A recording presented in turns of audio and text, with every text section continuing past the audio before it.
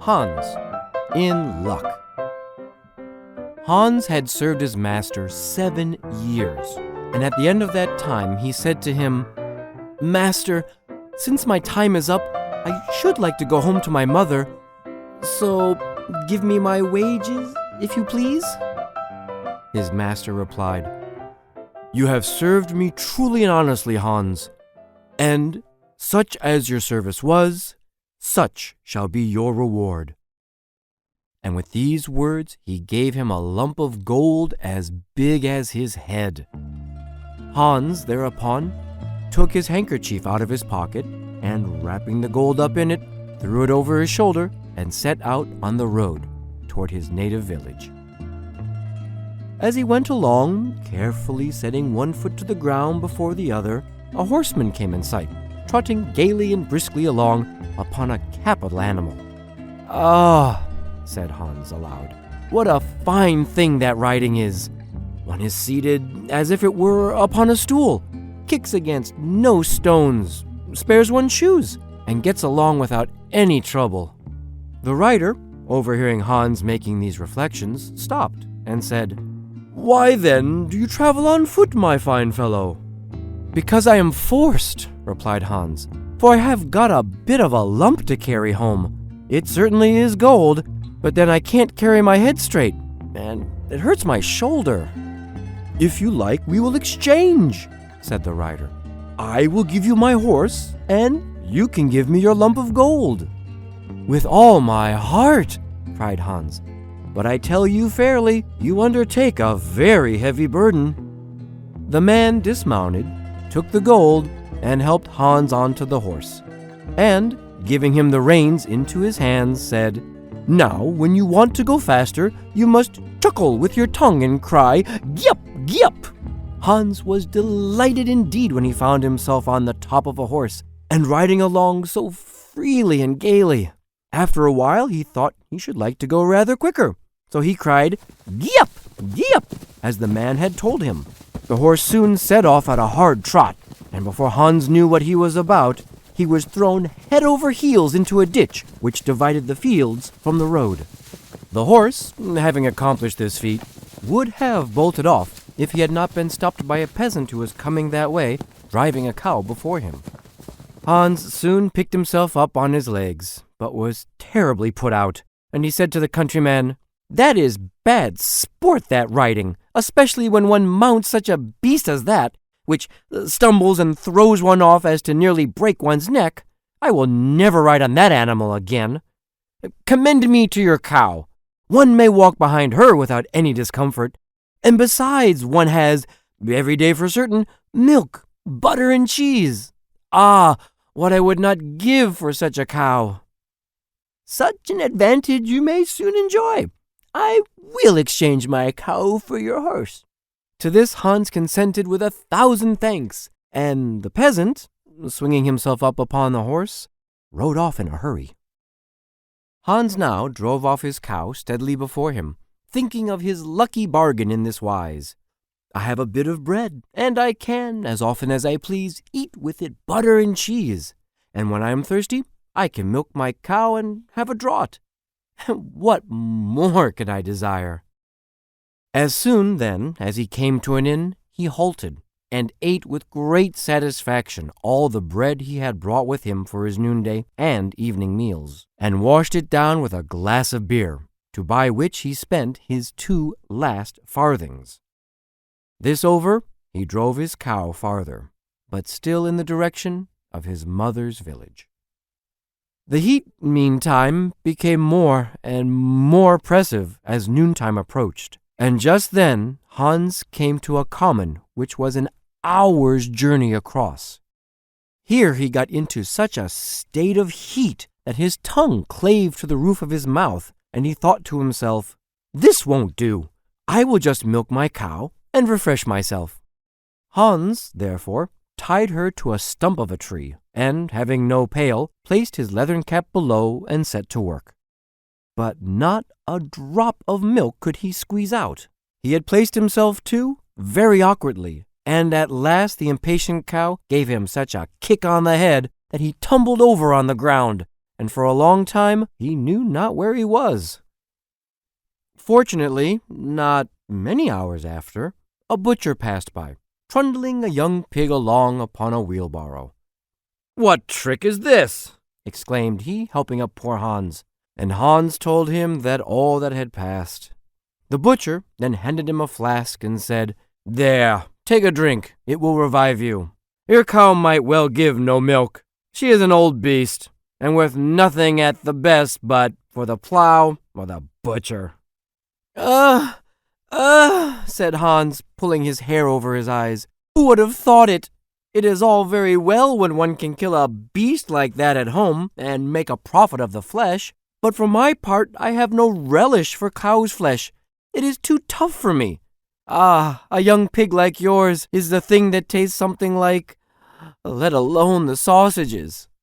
"Well now, for the love of you," said the butcher, "I will make an exchange, and let you have my pig for your cow."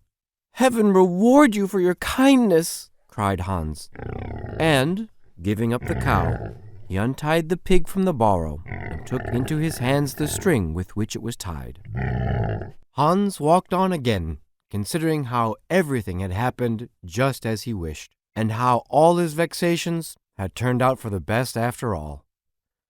Presently, a boy overtook him, carrying a fine white goose under his arm, and after they had said "Good day" to each other, Hans began to talk about his luck and what profitable exchanges he had made. The boy, on his part, told him that he was carrying the goose to a christening feast. "Just lift it," he said to Hans, holding it up by its wings. "Just feel how heavy it is. Why, it's been fattened up for the last 8 weeks, and whoever bites it when it is cooked will have to wipe the grease from each side of his mouth." "Yes," said Hans, weighing it with one hand. "It is weighty, but my pig is no trifle either." While he was speaking, the boy kept looking about on all sides and shaking his head suspiciously, and at length he broke out, "I am afraid it is not all right about your pig. In the village through which I have just come, one has been stolen out of the sty of the mayor himself, and I am afraid, very much afraid. They have sent out several people, and it would be a very bad job for you if they found you with the pig. The best thing you can do is hide it in some dark corner." Honest Hans was thunderstruck and exclaimed, "Heaven help me in this fresh trouble. You know the neighborhood better than I do. Do you take my pig and let me have the goose?" he said to the boy. "I shall have to hazard something at that game," replied the boy. "But still I do not wish to be the cause of your meeting with misfortune." And, so saying, he took the rope into his own hand and drove the pig off quickly by the side path, while Hans, lightened of his cares, walked on homeward with the goose under his arm. "If I judge rightly," he thought to himself, "I have gained even by this exchange. First, there is a good roast. Then the quantity of fat which will drip out will make goose broth for a quarter of a year. And then there are fine white feathers which, when once I have put into my pillow, I warrant I shall sleep without rocking. What pleasure my mother will have." As he came to the last village on his road, there stood a knife grinder, with his barrow by the hedge, whirling his wheel round and singing, "Scissors and razors and such like I grind, and gaily my rags are flying behind." Hans stopped and looked at him, and at last he said, "You appear to have a good business, if I may judge by your merry song." "Yes," answered the grinder, "this business has a golden bottom. A true knife grinder is a man who, as often as he puts his hand into his pocket, feels money in it. But what a fine goose you have got! Where did you buy it?" "I did not buy it at all," said Hans, "but took it in exchange for my pig." "And the pig?" "I exchanged it for my cow." "And the cow?" "I exchanged a horse for her." "And the horse?" "For him I gave a lump of gold as big as my head." And the gold?" "That was my wages for a 7 years' servitude." "And I see you have known how to benefit yourself each time," said the grinder. "But could you now manage that you heard the money rattling in your pocket as you walked? Your fortune would be made." "Well, how shall I manage that?" asked Hans. "You must become a grinder like me. To this trade nothing peculiar belongs but a grindstone. The other necessities find themselves. Here is one which is a little worn, certainly, and so I will not ask anything more for it than your goose. Are you agreeable?" "How can you ask me?" said Hans. "Why, I shall be the luckiest man in the world. Having money as often as I dip my hand into my pocket, what have I to care about any longer?" So saying, he handed over the goose and received the grindstone in exchange. "Now," said the grinder, picking up an ordinary big flint stone which lay near, "now there you have a capital stone upon which only beat them long enough, and you may straighten all your old nails. Take it and use it carefully." Hans took the stone and walked on with a satisfied heart, his eyes glistening with joy. "I must have been born," said he, "to a heap of luck. Everything happens just as I wish, as if I were a Sunday child." Soon, however, having been on his legs since daybreak, he began to feel very tired, and was plagued too with hunger, since he had eaten all his provisions at once in his joy about the cow bargain. At last he felt quite unable to go further, and was forced, too, to halt every minute, for the stones encumbered him very much. Just then the thought overcame him. What a good thing it were if he had no need to carry them any longer, and at the same moment he came up to a stream. Here he resolved to rest and refresh himself with drink, and so that the stones might not hurt him in kneeling, he laid them carefully down by the side on the bank. This done, he stooped down to scoop up some water in his hand. And then it happened that he pushed one stone a little too far, so that both presently went plump into the water.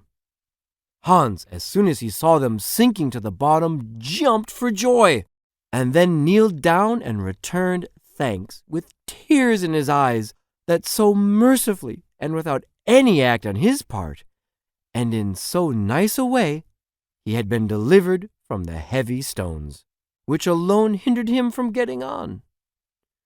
"So lucky as I am," exclaimed Hans, "is no other man under the sun." Then, with a light heart and free from every burden, he leaped gaily along